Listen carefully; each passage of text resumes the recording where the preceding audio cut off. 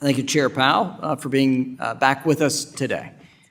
With prices increasing more than 20% since President Biden took office, inflation remains top of mind for American families. In fact, only a quarter of Americans describe current economic conditions as good or excellent, according to the most recent data from Gallup's Economic Confidence Index. Despite President Biden's gaslighting, inflation was not 9% when he took office.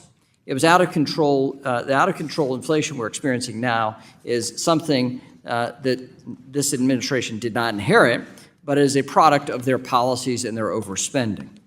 The nearly $2 trillion partisan and fiscally reckless spending as a part of the American Rescue Plan poured fuel on a smoldering inflationary fire.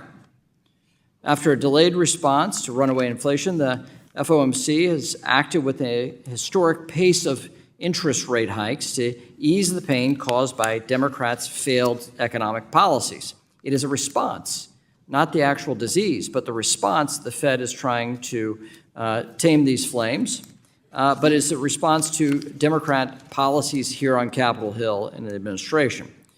So far this year, inflation has been more persistent than many, including the Fed, previously expected. There's still work to be done to reach the Fed's 2% target. As I've repeatedly said, the Fed's, as I repeatedly said, the commitment to independence of the Federal Reserve is of utmost importance, and it is critical, especially in a political year like this.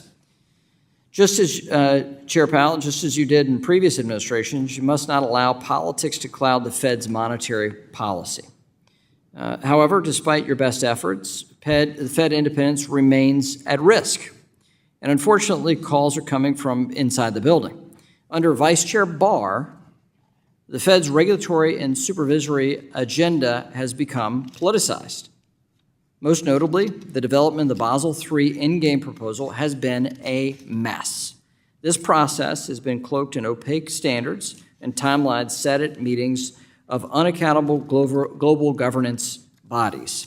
The Fed has promised to process 410 almost universally negative public comments regarding the unjustified and underutilized initial proposal, or an underanalyzed initial proposal.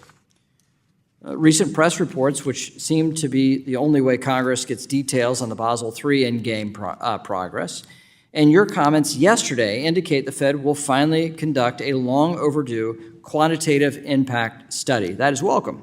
And if true, this is a promising development. Chair Powell, the last time you testified before this committee, you stated that the initial Basel III endgame proposal will undergo, quote, broad and material changes, end quote. Yesterday in the Senate, you said the board supports reissuing the updated proposal for public comment. I'm concerned that press reports also claim the Fed will tuck any changes to the proposal into this quantitative impact study. That study, including the substantial changes to the proposal, would then be issued for public feedback with relatively paltry comment period.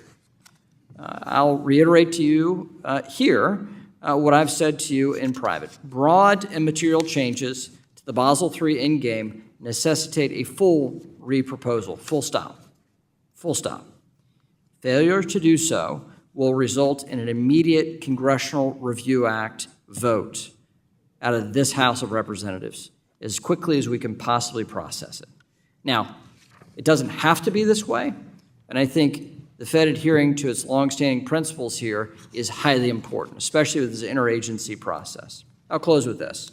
Your steady and capable apolitical leadership of the Federal Reserve has shepherded our economy through extreme uncertainty. We now find ourselves in the midst of a new type of uncertainty surrounding the leadership of our nation. Doubts, fears, and panic often lead to bad decision-making and even worse policy.